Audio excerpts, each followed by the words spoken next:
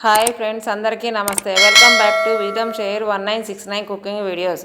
ఈరోజు మనము ఈ వీడియోలో కరివేపాకు రైస్ని తయారు చేసుకునే విధానాన్ని చూద్దాము. ముందుగా దీనికోసము ఒక ఎంటీ బౌల్ తీసుకొని దాంట్లో డబ్బా బియ్యాన్ని పోసుకొని కొన్ని వాటర్ పోసి 3 సార్లు శుభ్రంగా వాష్ చేసుకోవాలి. వాష్ చేసుకోవడం అయిపోయిన తరువాత తగినన్ని నీళ్లు పోసుకొని మూత పెట్టి ఒక అరగంట సేపు నానబెట్టుకోవాలి.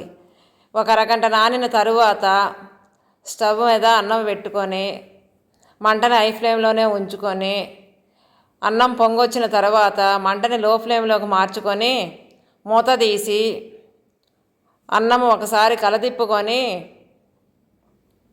కొంచెం పలుగ్గా ఉండగానే ఉంచుకొని మూత పెట్టి మంట హై ఫ్లేమ్లోకి మార్చుకొని ఆవిరి వచ్చే అంతవరకు కూడా ఉడికించుకోవాలి.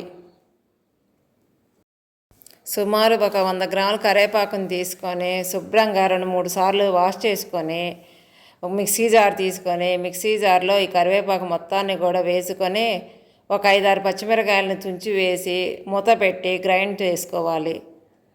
నేను ఏ విధంగా అయితే గ్రైండ్ చేసుకున్నానో మీరు కూడా అదే విధంగా గ్రైండ్ చేసుకోవాలి. ఇప్పుడు స్టవ్ మీద ఒక కళాయి పెట్టుకొని మంటని హై ఫ్లేమ్లోనే ఉంచుకొని నీళ్ళన్నీ ఆవిరైపోయిన తరువాత 4-5 స్పూన్ల ఆయిల్ వేసుకొని ఆయిల్ వేడెక్కిన తరువాత మంటని లో ఫ్లేమ్లోకి మార్చుకొని ఒక అరకప్పు పల్లీలను కూడా వేసుకొని అవి కొంచెం వేగిన తరువాత 1 స్పూను పోపు దినుసులు, 1 స్పూను పెసరపప్పు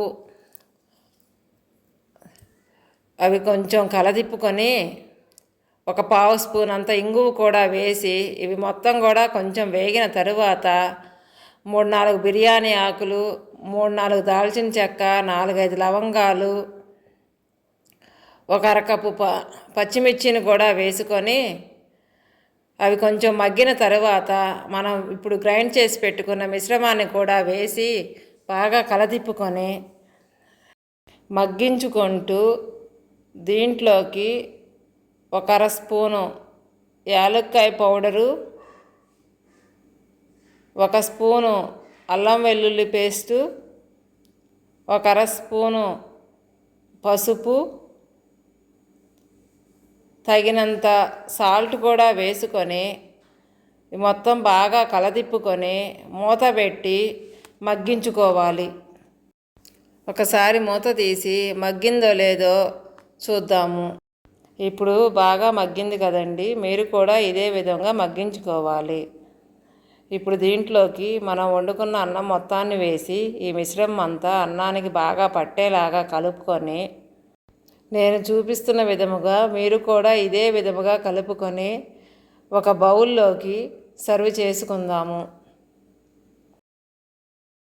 చూశారు కదండి, కరివేపాకు రైస్ కూడా ఎంత సింపుల్ కదండి.